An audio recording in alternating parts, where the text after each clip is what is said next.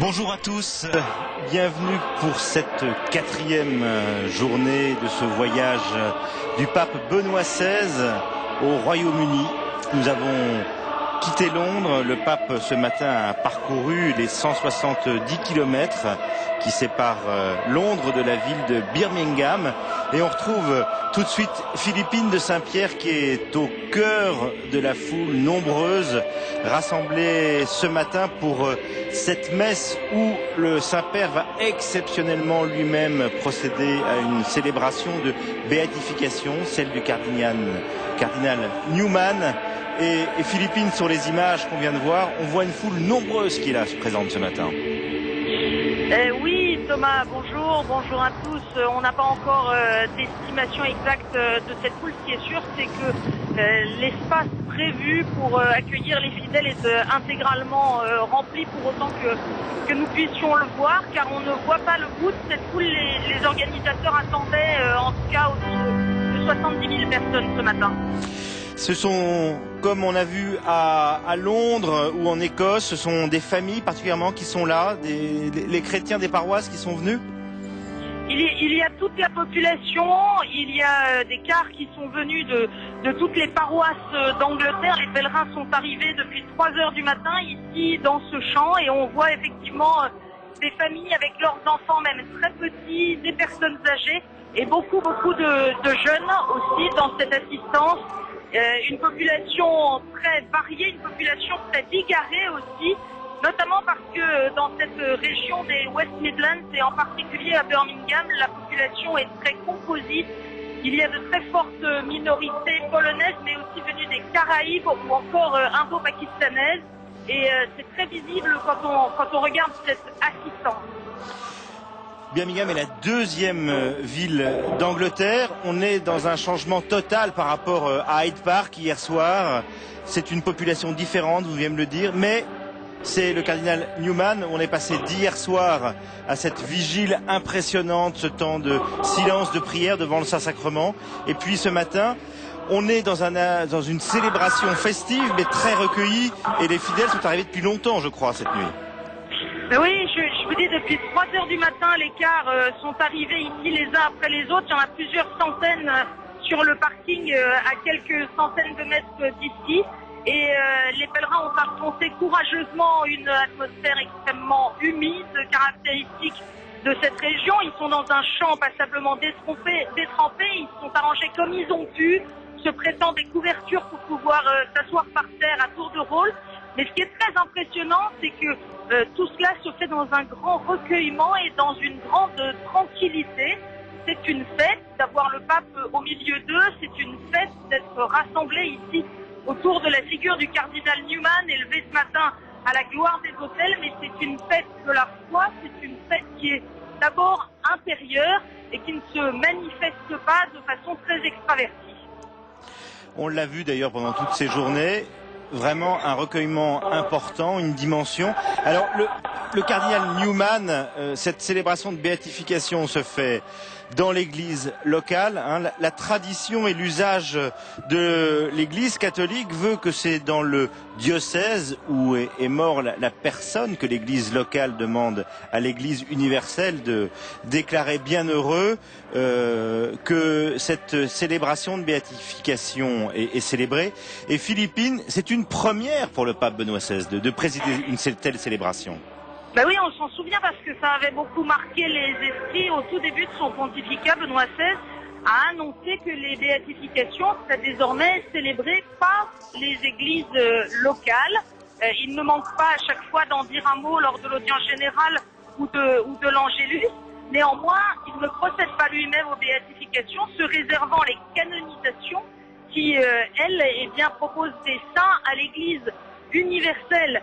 La béatification, a priori, propose à la vénération d'une communauté particulière, de la communauté locale en tout premier lieu, ou de la congrégation spécifique du bienheureux, la vénération. Et donc, c'est une première pour Benoît XVI, c'est à l'invitation des évêques d'Angleterre et du Pays de Galles qu'il procède lui-même à cette béatification, une invitation lancée il y a longtemps, avant même d'ailleurs que la cause de béatification soit terminée. Et Benoît XVI, on le sait, a une proximité particulière avec la figure, avec la pensée du cardinal Newman.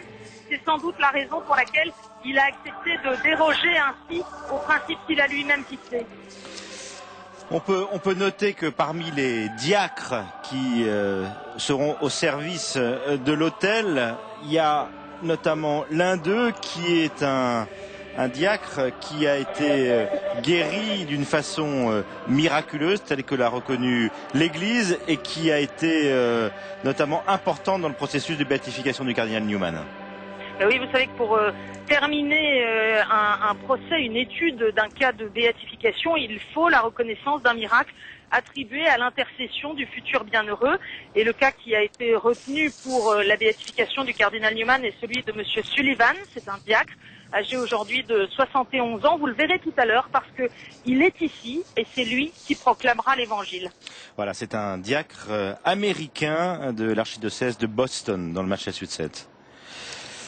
Tout à l'heure, on l'a vu hier soir déjà, une proximité importante du pays de Grande-Bretagne, de ces différents pays du Royaume-Uni avec le cardinal Newman, qui est un lien aussi entre l'anglicanisme et le catholicisme.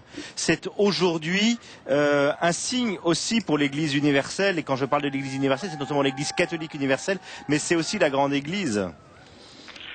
L'Église catholique, par cette béatification, affirme poser aussi un geste d'unité parce qu'elle reconnaît dans le cardinal Newman, certes,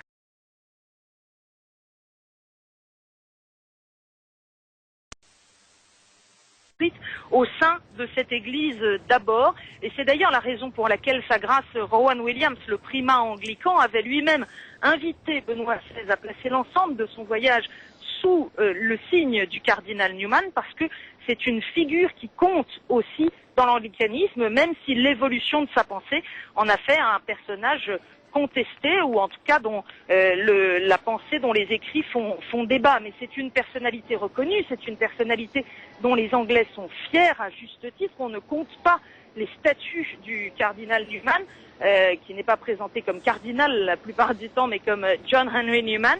Et on ne compte pas ces statuts à travers l'Angleterre. Et puis alors ici, particulièrement à Birmingham, la mémoire s'est transmise depuis un siècle, notamment du souvenir qu'a laissé ce pasteur, parce que on parle beaucoup de sa pensée et elle est importante, et le cardinal Ratzinger a dit à de nombreuses reprises combien cette pensée avait été importante aussi pour lui, mais il ne faut pas oublier que John Henry Newman, à l'oratoire Saint-Philippe Neri qu'il a fondé ici à Birmingham, c'est d'abord un pasteur. C'est un pasteur préoccupé en particulier par les populations les plus démunies, et c'est un pasteur qui a consacré une partie extrêmement importante de sa tâche à l'éducation, aux soins à apporter à la formation des plus jeunes. C'est vrai que non seulement c'était un grand théologien, un homme de réflexion, et Dieu sait s'il a influencé de nombreux travaux, notamment pendant le Concile Vatican II, mais il était proche de ses paroissiens, notamment tous ces sermons de curés de paroisse ont été étudiés, reconnus, et il avait déjà une aura très importante de son vivant. D'autant plus importante que, effectivement, son travail, sa proximité avec les gens simples, avec les gens du quartier, de la portion du peuple de Dieu qui lui était confiée, eh bien cette proximité était reconnue par tous.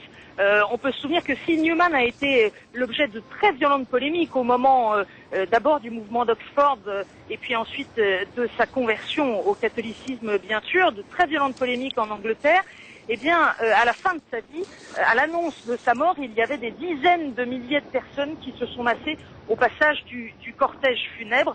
C'est un signe aussi. Ces personnes étaient des gens simples, des gens ordinaires du quartier, de la ville et d'au-delà, et ils sont venus parce que le témoignage de ce pasteur les avait marqués. Et dans les gens que vous avez pu rencontrer autour de vous ce matin, dans cette foule nombreuse rassemblée ici à Birmingham, on vient pour cette béatification et pour voir le pape aussi, voir le pasteur venu affermir la foi de ses frères? Bien sûr, on vient pour voir le pape parce que il faut le redire, le pape en Angleterre, c'est un événement absolument historique, et pour tous ceux que nous rencontrons, Ils ont quasiment du mal à croire que c'est vraiment en train d'arriver.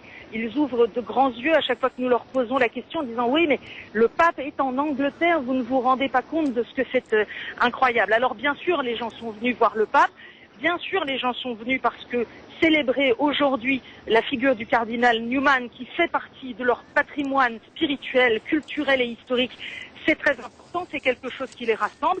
Mais ils sont d'abord venus prier ensemble, participer ensemble à un temps fort, comme on dit en sociologie, un temps fort pour les fidèles catholiques. Et ici en Angleterre, c'est encore une fois quelque chose de tout à fait exceptionnel. Alors l'organisation des diocèses a demandé aux pèlerins, aux fidèles de venir en groupe, ce qui a peut-être aussi un petit peu limité la venue de gens qui auraient pris leur décision au dernier moment. Hier soir à Hyde Park, il y avait de très nombreux fidèles, mais il y avait aussi des fidèles qui étaient en dehors des barrières qui délimitaient l'espace du site, parce que c'était des gens qui étaient venus spontanément, et comme ils n'étaient pas venus avec un groupe, ils n'ont pas pu accéder au site. Oui, on en a vu des milliers qui étaient effectivement de l'autre côté des palissades qui avaient été dressées autour de la partie réservée à la veillée pour des raisons de sécurité. On peut évidemment le déplorer, et on peut en même temps comprendre un peu que un événement comme celui-ci nécessite une organisation.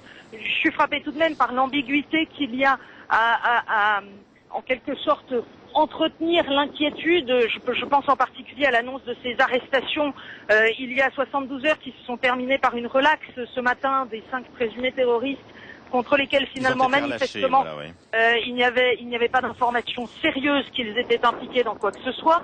Néanmoins, on ne peut pas en même temps dire qu'il y a une menace terroriste, que le voyage est sous haute surveillance, etc., et en même temps s'indigner qu'il y ait un minimum de mesures de sécurité. L'organisation a ses défauts, comme toute organisation. Elle n'a pas permis à ceux qui se seraient décidés, en voyant comment évoluait le voyage, peut-être en étant touchés après l'arrivée du pape Benoît XVI, eh bien ceux-là n'auront effectivement pas pu se rendre sur les lieux des rendez-vous, car il fallait auparavant s'inscrire auprès de sa paroisse et venir uniquement en groupe, constitué avec un petit bracelet précisément qui identifie les pèlerins qui se sont inscrits. Bien sûr, c'est dommage, et en même temps, le moyen de faire autrement dans l'atmosphère de sécurité dans laquelle nous vivons ne me paraît pas évident. En même temps, c'est un signe important et très évangélique, j'allais dire, de voir ces communautés locales qui viennent former une grande communauté, non pas des individualités, mais une vraie communauté fraternelle de chrétiens. Oui, vous avez raison, Thomas. Incontestablement, c'est un moment d'église que tous ceux qui sont ici sont appelés à vivre ce matin, et ce n'est pas la participation individuelle à un événement médiatique. C'est quelque chose de plus profond qui concerne l'ensemble des communautés. Ça n'est donc pas absurde que les pèlerins soient appelés à venir en groupe. Alors tout à l'heure, donc au début de la célébration, il va y avoir le moment de la béatification du cardinal Newman, comme les téléspectateurs sont habitués, puisque régulièrement KTO retransmet ces célébrations de béatification, qu'elles se déroulent à Rome ou dans les églises locales. On s'en souvient notamment avec la béatification des époux Martin, les parents de Sainte Thérèse. Est-ce que on sait déjà à quel moment on va pouvoir fêter le cardinal Newman, le bienheureux John Henry Newman, dans l'Église, et vous parliez justement d'une dimension locale. Est-ce que ça va être uniquement dans les communautés de l'oratoire et puis ici dans l'Église à Birmingham, ou comment est-ce qu'on va pouvoir célébrer et fêter alors qu'il n'est pas encore saint? Alors, vous savez, on va peut-être pas rentrer dans tout le détail des différentes catégories de fêtes de saints du calendrier. Vous savez que, en réalité, pour chaque jour de l'année, il y a plusieurs saints qui sont proposés et qui sont plus ou moins mis en avant selon la communauté dans laquelle on se trouve, selon le pays dans lequel on se trouve. Ce qui est sûr, et ce sera annoncé officiellement tout à l'heure, mais l'information a déjà été rendue publique, c'est que la fête du cardinal Newman sera inscrite au 9 octobre. Donc ça, ce sera annoncé à la fin de la partie du rituel de béatification. Ce qui est sûr aussi, c'est que quelle que soit la paroisse à laquelle on appartient ou l'endroit où l'on se trouve, chacun peut faire appel à l'intercession du cardinal Newman dans sa prière. Et Philippine, dans toutes ces remarques et ces notifications, ces méditations du cardinal Newman, est-ce que le lien entre l'anglicanisme, le catholicisme, comment est-ce qu'il est vécu au quotidien par les Anglais? Est-ce que il y a un lien vraiment où chacun, parce qu'on le sait, on l'a dit déjà dans l'Église anglicane, on célèbre aussi la mémoire du cardinal Newman. Est-ce qu'il y a des moments de prière en commun, ensemble, entre anglicans et catholiques, autour de ce que nous a laissé, transmis comme trésor, comme témoignage le cardinal Newman, ou est-ce que chacun pris séparément encore à travers l'enseignement du cardinal Newman? Écoutez, ce qui est sûr, c'est que pour ce qui est de la date de fête, elle ne sera pas commune, puisque traditionnellement, dans l'église anglicane, c'est le 11 août que l'on fait particulièrement mémoire du cardinal Newman, et le 11 août, dans le calendrier de l'église catholique romaine, eh bien, c'est la fête de Sainte Claire d'Assise. Donc, ça n'est pas la date qui a été retenue pour John Henry Newman.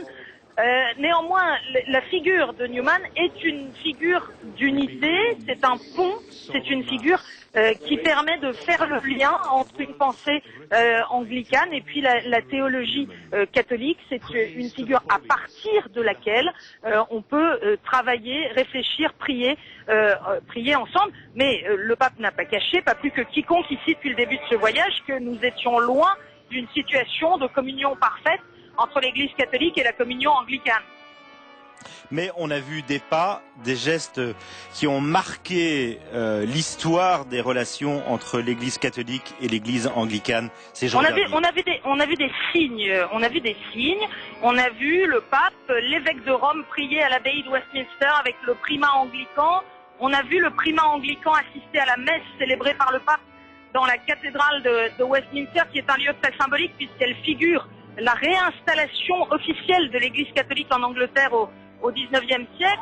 Oui, on a vu des signes, mais les deux hommes ont bien dit et ont été assez précis là-dessus que les embûches sont nombreuses sur le chemin écuménique et que vous avez choisi de faire de cette rencontre d'abord le témoignage d'une amitié dans le Christ et de ne pas aborder les problèmes qui demeurent, qui doivent être traités en d'autres lieux petit à petit. Merci Philippine, merci de nous avoir aidés à rentrer dans cette célébration. La messe va maintenant commencer ici dans ce parc de Birmingham et avec les dizaines de milliers de fidèles rassemblés ici, nous allons fêter, célébrer le Christ et être particulièrement touché par le témoignage du cardinal Newman.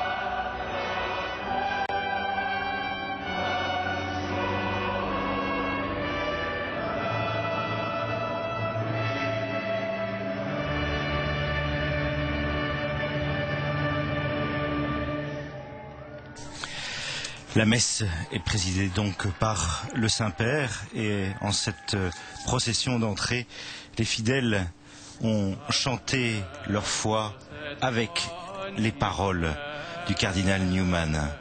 Voici maintenant l'introïde du jour.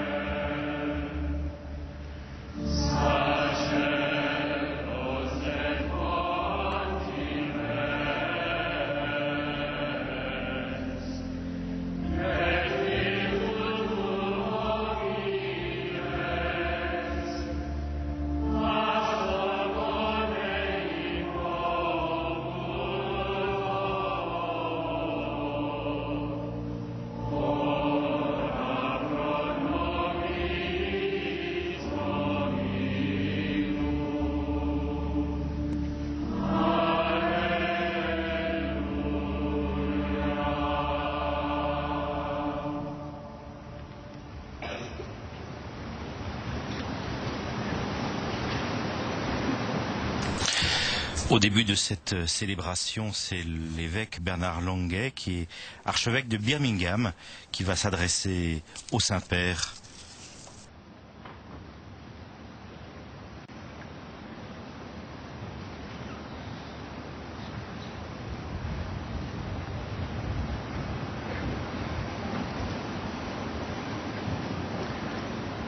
Most Holy Father, Très Saint-Père, c'est avec une grande joie que vous êtes le bienvenu ici à Birmingham, au cœur d'Angleterre. Aujourd'hui, le jour dernier de votre visite, depuis quelques jours, vous avez été parmi nous comme pèlerins, partageant votre recherche de la vérité et de la bonté de Dieu.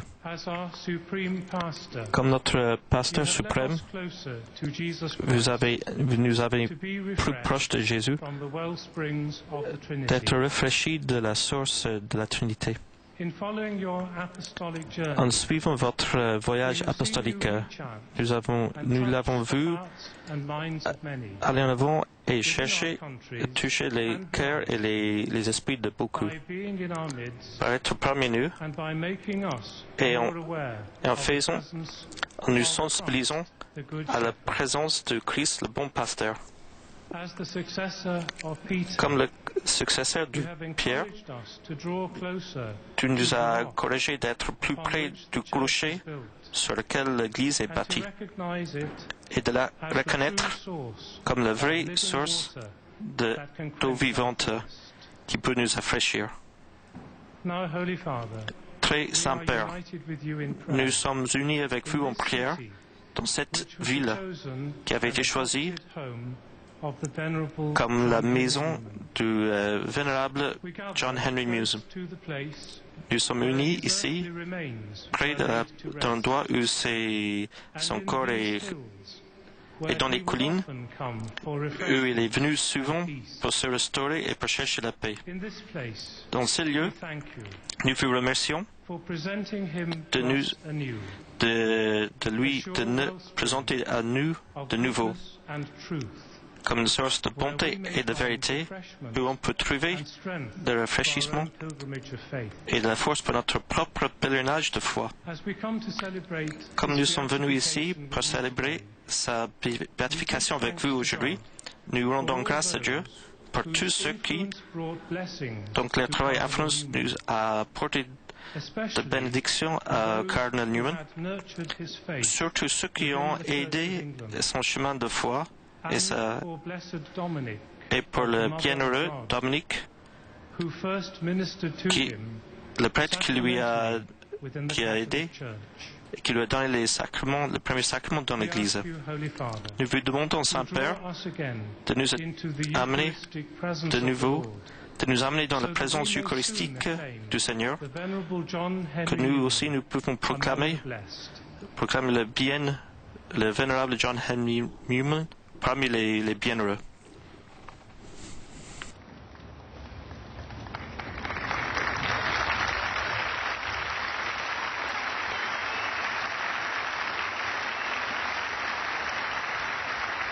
The Holy Father presents to Archbishop Bernard the gift of a chalice. Voilà, le Saint-Père donne à l'archevêque un calice, alors que l'archevêque donne un livre original de texte du cardinal Newman. The Apologia pro Vita Sua.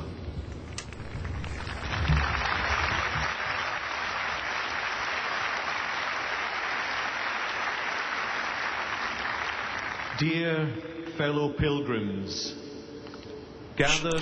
Chers frères pèlerins, unis ici dans la présence de Dieu, dans l'Église universelle de Dieu, soyons maintenant calmes comme le temps que notre Saint-Père nous amène dans la prière de la messe.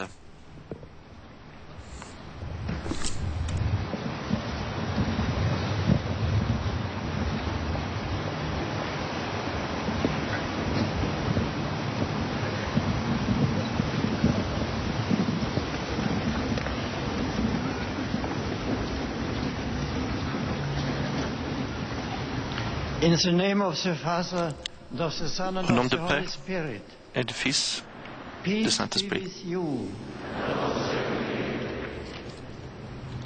My brothers and sisters, Mes frères et mes sœurs, prepare ourselves to préparons-nous à la celebrate the célébration des sacrament. mystères sacrés Let us en confess reconnaissant our que nous sins. sommes pécheurs. Je confesse à Dieu Almighty Tout-Puissant. God, and to you, my brothers and sisters, that I have sinned through my own fault, in my thoughts and in my words, in what I have done and in what I have failed to do. And I ask Blessed Mary, ever Virgin, all the angels and saints, and you, my brothers and sisters, to pray for me to the Lord our God. May Almighty God have mercy on us, forgive us our sins, and bring us to everlasting life.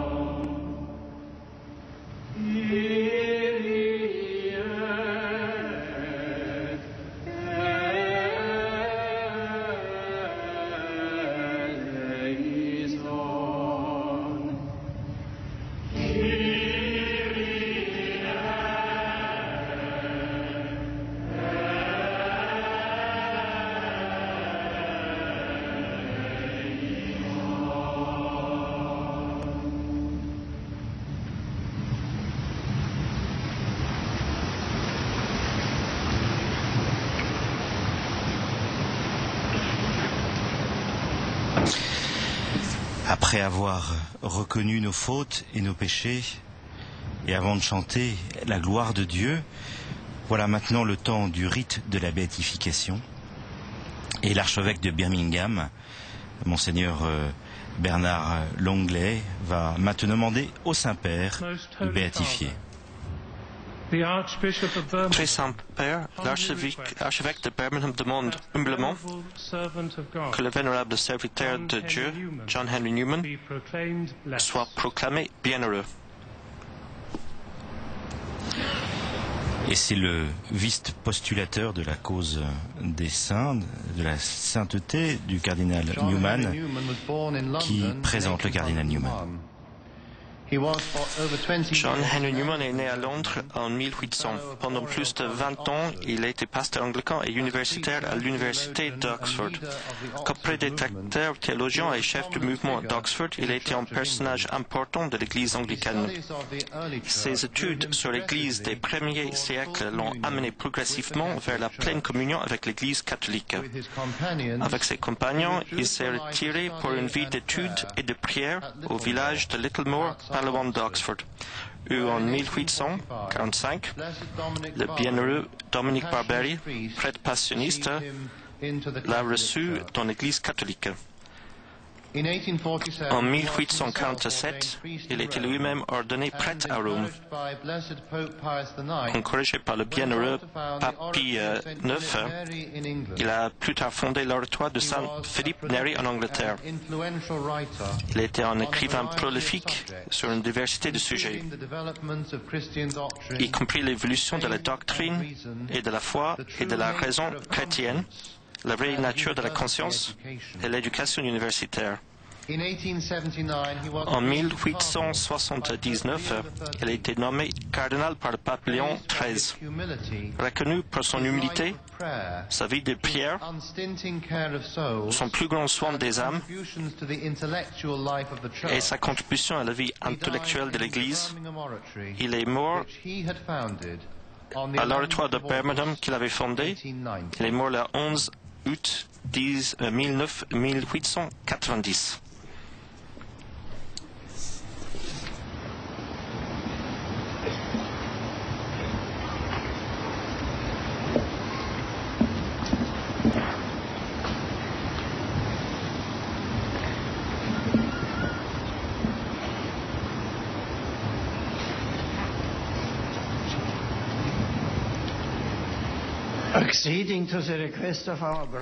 Répondant à la demande de notre frère Bernard Longley, archevêque de Birmingham, de beaucoup d'autres de nos frères évêques et de beaucoup de fidèles, après consultation avec la Congrégation pour les causes des saints, par notre autorité apostolique, nous déclarons que le vénérable serviteur de Dieu, le cardinal John Henry Newman, prêtre de la congrégation de l'oratoire, sera désormais invoqué comme bienheureux et que sa fête sera célébrée chaque année le 9 octobre dans les lieux et selon les normes établies par la loi de l'Église.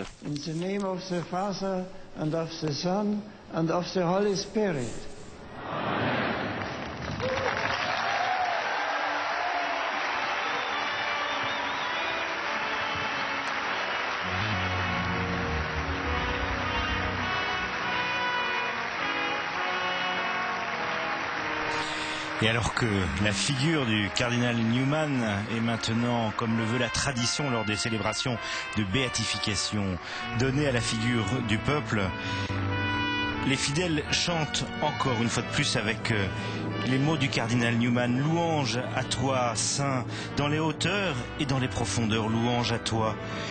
Toutes tes paroles sont merveilleuses, elles sont un guide pour nous sur tous les chemins.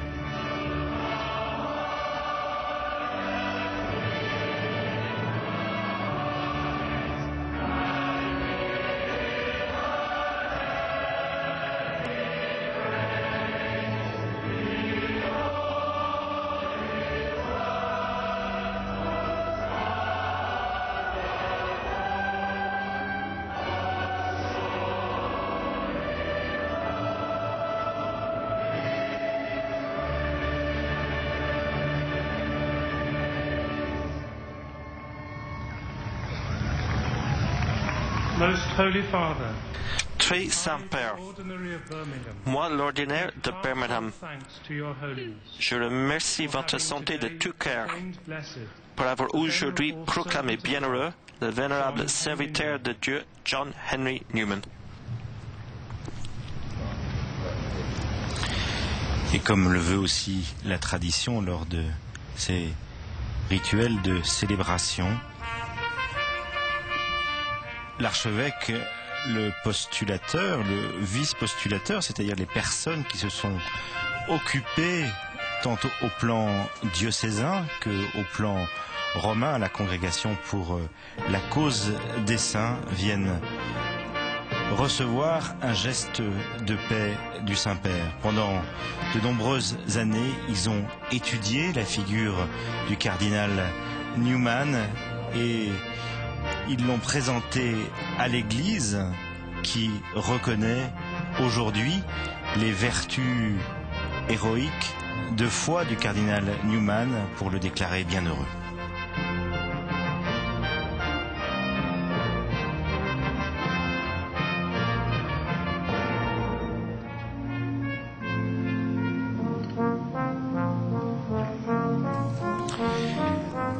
Et présenté au Saint-Père un reliquaire qui lui est donné, le Saint-Père a vénéré tout de suite ces reliques.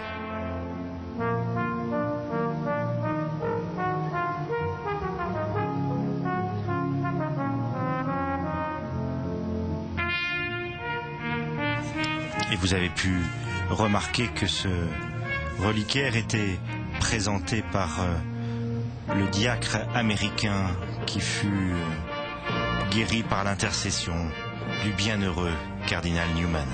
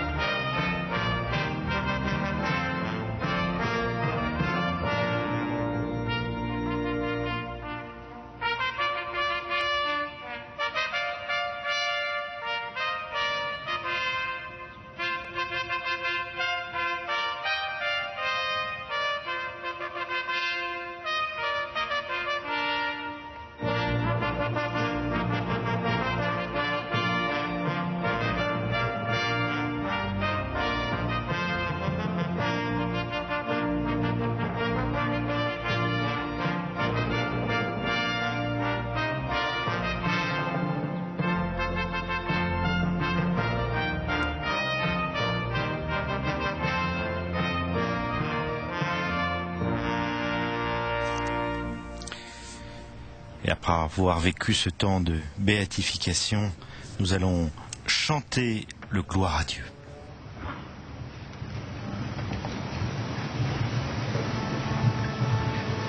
Glory to God in the highest. And on earth peace and people of good will. We praise you. We bless you.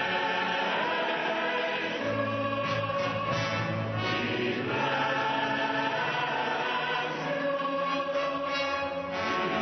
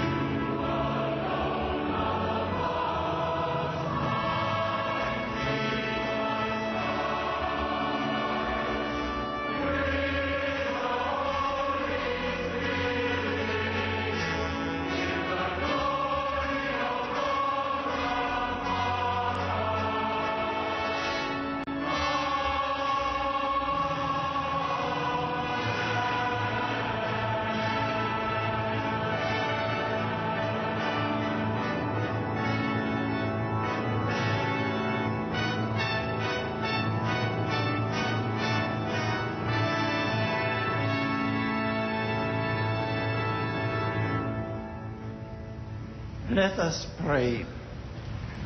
O God, Prions. bestowed on the priest, blessed John Henry Newman, the grace of all your kindred Ô Dieu qui and accordez au prêtre le bienheureux John Henry Newman la grâce de suivre votre douce lumière et de trouver la paix au sein de votre Église, accorde que par son intercession et par son exemple, nous soyons amenés en dehors des ombres et des illusions pour entrer dans la plénitude de votre vérité par le Seigneur Jésus-Christ.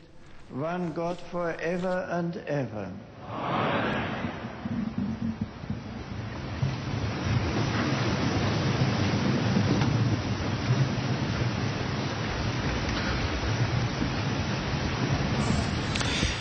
Voici maintenant le temps de la liturgie de la parole. La première lecture est issue du livre d'Amos au chapitre 8.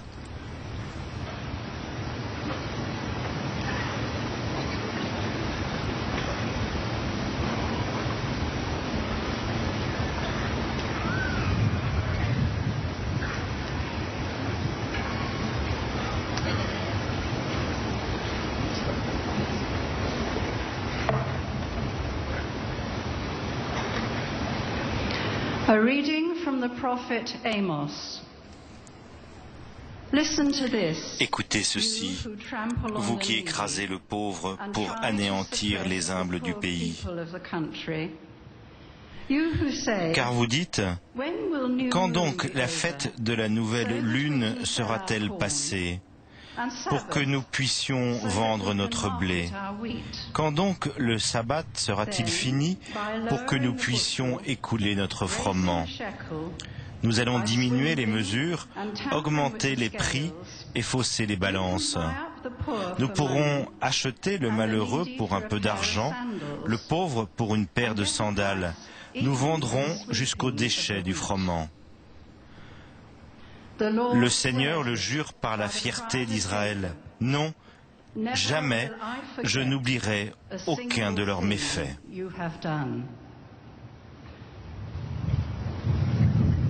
This is the word of the Lord. Nous chantons maintenant le psaume 112. Louez, serviteurs du Seigneur, louez le nom du Seigneur. Béni soit le nom du Seigneur maintenant et pour les siècles des siècles. Praise the Lord who raises the poor. Praise the Lord who raises the poor.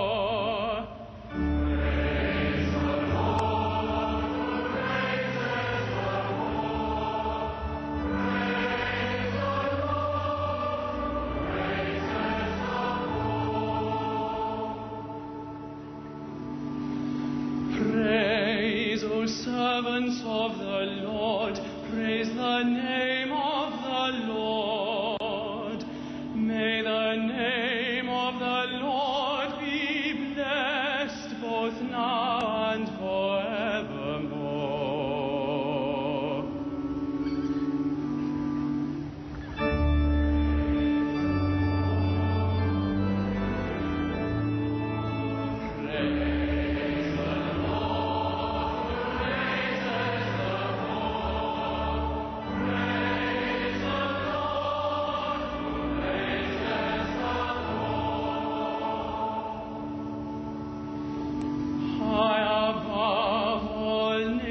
Is the Lord, above the heavens His glory. Who is like the Lord our God, who has risen on high to His throne, yet stoops from the heights to look down upon heaven and earth.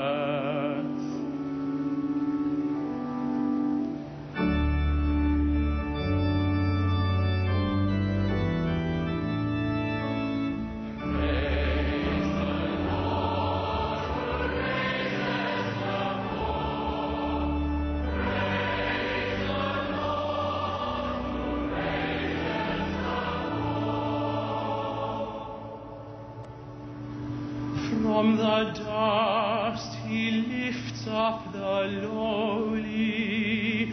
From the dung heap He raises the poor.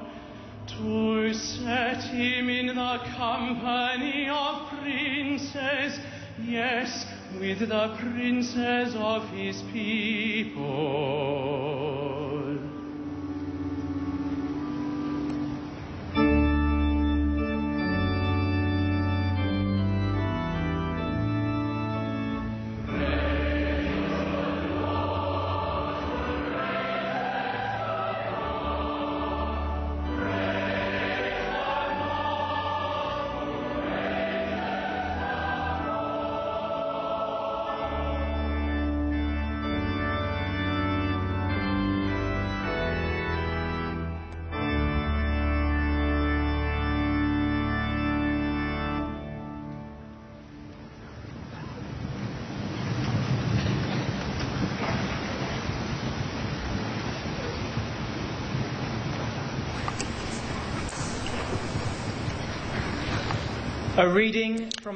Lecture de la première lettre de Saint Paul à Timothée. J'insiste avant tout pour qu'on fasse des prières de demande, d'intercession et d'action de grâce pour tous les hommes.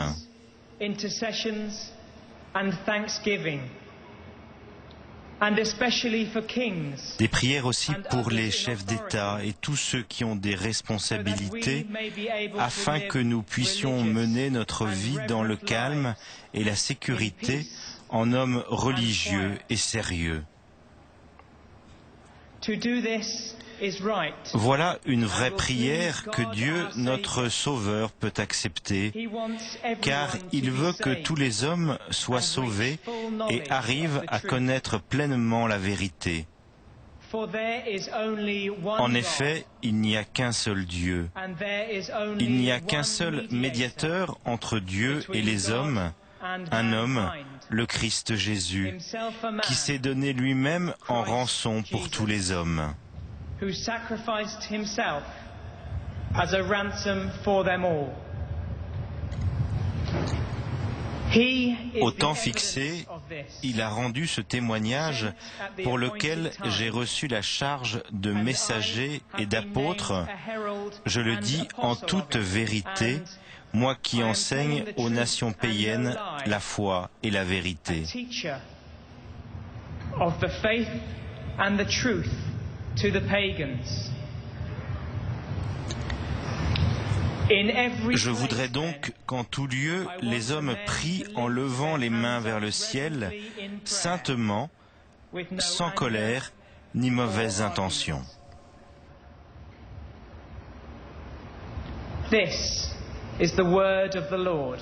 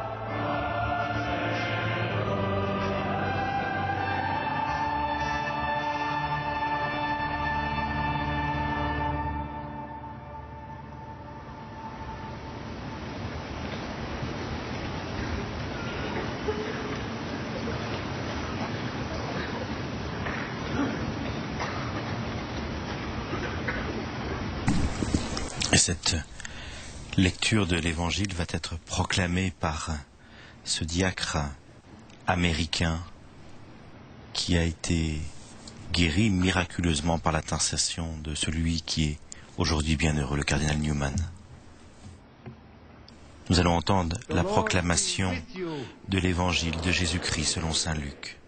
A reading from the Holy Gospel according to Luke.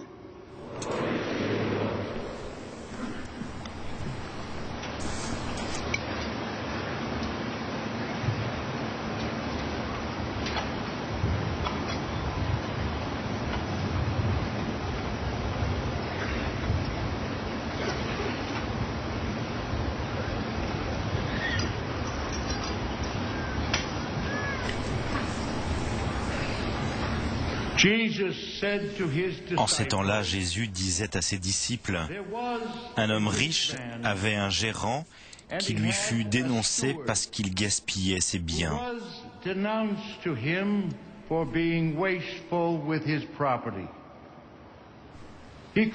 Il le convoqua et lui dit, « Qu'est-ce que j'entends dire de toi ?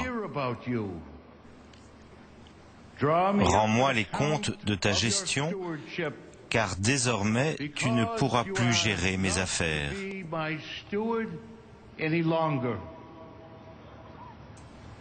Le gérant pensa, « Que vais-je faire puisque mon maître me retire la gérance ?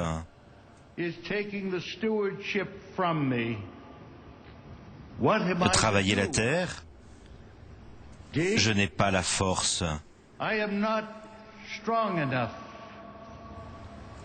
Mendier, j'aurais honte.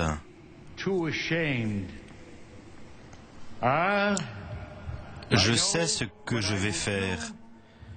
Pour qu'une fois renvoyé de ma gérance, je trouve des gens pour m'accueillir.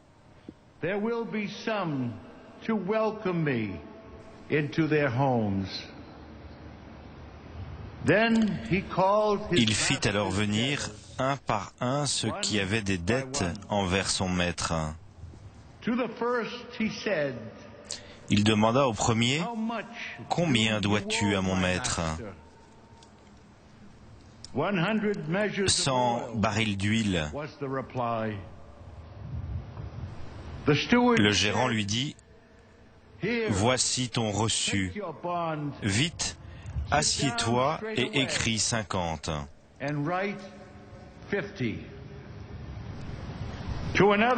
Puis il demanda à un autre, « Et toi, combien dois-tu »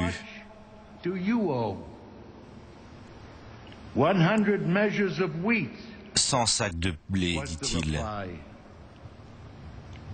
Le gérant lui dit, « Voici ton reçu, écris 80. »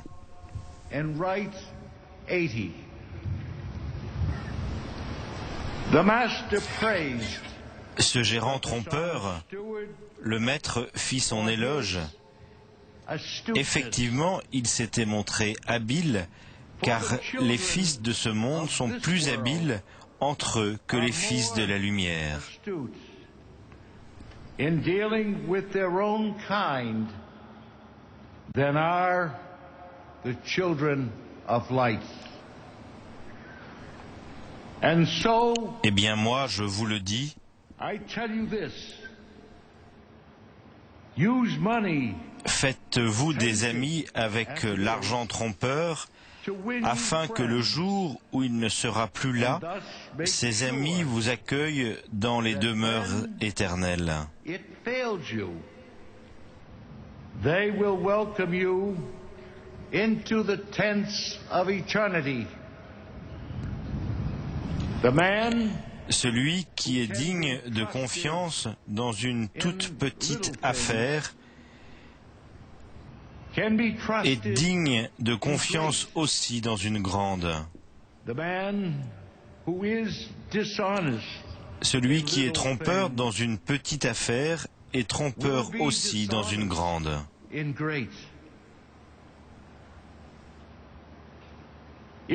Si vous n'avez pas été digne de confiance avec l'argent trompeur, qui vous confiera le bien véritable ? Who will trust you with genuine riches?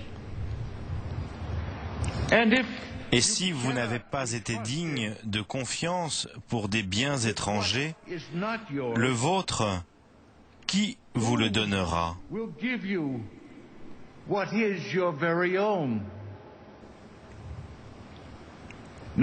Aucun domestique ne peut servir deux maîtres.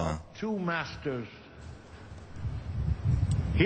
bien il détestera le premier et aimera le second, ou bien il s'attachera au premier et méprisera le second.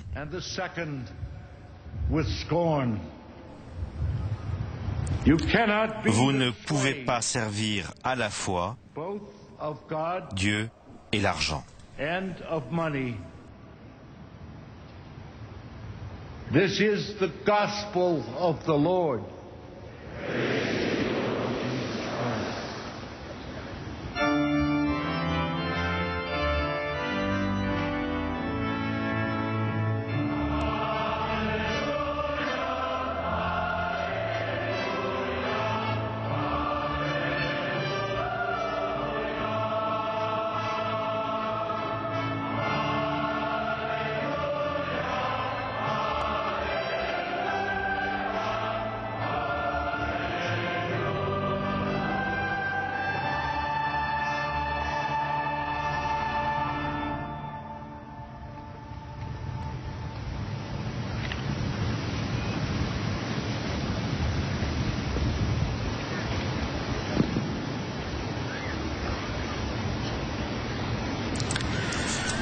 Le Saint-Père Benoît XVI va maintenant nous donner son homélie, sa méditation, après avoir entendu ces textes de la parole de Dieu en cette messe dominicale célébrée ici à Birmingham, au Royaume-Uni, en cette célébration où le cardinal John Henry Newman a été donc béatifié.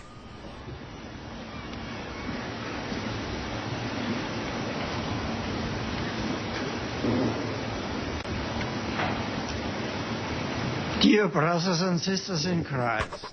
Chers frères et sœurs dans le Christ, ce jour nous rassemble ici à Birmingham est un jour particulièrement béni. D'abord parce que c'est le jour du Seigneur, dimanche, jour où notre Seigneur Jésus-Christ est sorti vivant d'entre les morts et a changé pour toujours le cours de l'histoire humaine, offrant une vie et une espérance nouvelle à tous ceux qui vivent dans les ténèbres et l'ombre de la mort.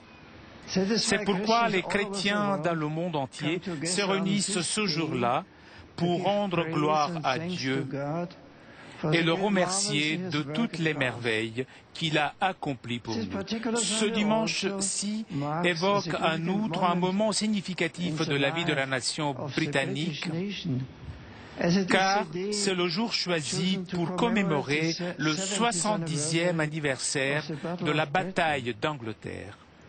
Pour moi, qui ai vécu et subi les souffrances liées aux jours sombres du régime nazi en Allemagne, il est très émouvant de me trouver ici parmi vous en cette occasion et de faire mémoire de vos si nombreux concitoyens qui ont sacrifié leur vie, résistant courageusement contre les forces de cette terrible idéologie. Ma pensée a rejoint d'une manière spéciale la ville voisine de Coventry, qui fut frappée au cours du mois de novembre 1990 par des bombardements massifs et de lourdes pertes en vie humaine. 70 ans plus tard, nous nous souvenons avec des sentiments de honte et d'horreur de l'effroyant coup en vie humaine et de destruction de la guerre que la guerre entraîne, et nous revenons notre résolution de travailler pour la paix et la réconciliation là où pèse la menace de conflit. Toutefois, un autre motif plus joyeux fait de ce jour un moment particulièrement porteur de promesses pour la Grande-Bretagne, le Midland pour Birmingham. C'est le jour qui voit le cardinal John Henry Newman officiellement élevé aux honneurs des autels et proclamé bienheureux. Je remercie Monseigneur Bernard Longley pour ses paroles de bienvenue au début de cette messe. Et j'exprime mon appréciation à tous ceux qui ont travaillé fermement au long de nombreuses années pour promouvoir la cause du cardinal Newman, et en particulier les pères de l'oratoire de Birmingham, que les membres de la famille spirituelle d'Erwick. Je salue toutes les personnes présentes ici de Grande-Bretagne, d'Irlande et d'ailleurs. Je vous remercie d'être venus à cette célébration où nous rendons gloire et louange à Dieu pour la vertu héroïque du sang anglais.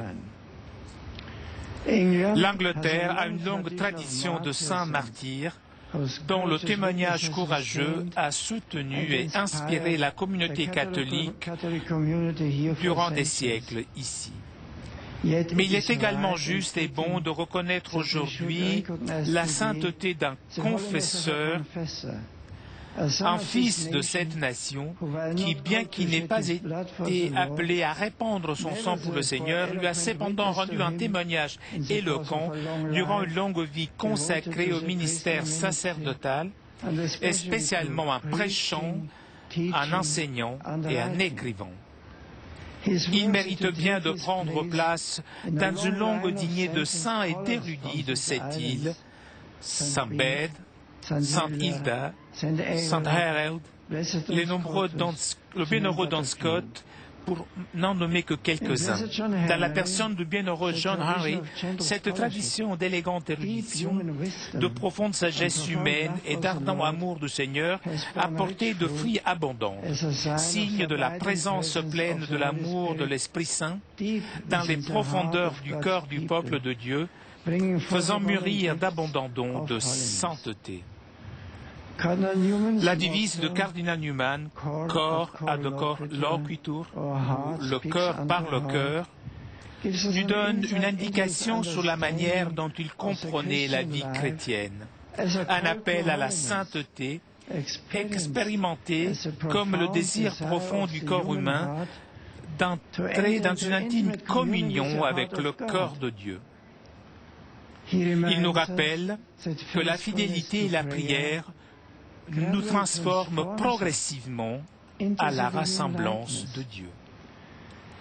Comme il écrivait dans l'un de ses nombreux et beaux sermons, pour la pratique qui consiste à se tourner vers Dieu et le monde visible en toute saison, en tout lieu, en toute situation d'urgence, la prière donc a ce qu'on peut appeler un effet naturel en ce qu'elle élève et spiritualise l'âme. L'homme n'est plus ce qu'il était auparavant. Progressivement, il s'est imprégné de tout un nouvel ensemble d'idées. Il a assimilé de nouveaux principes.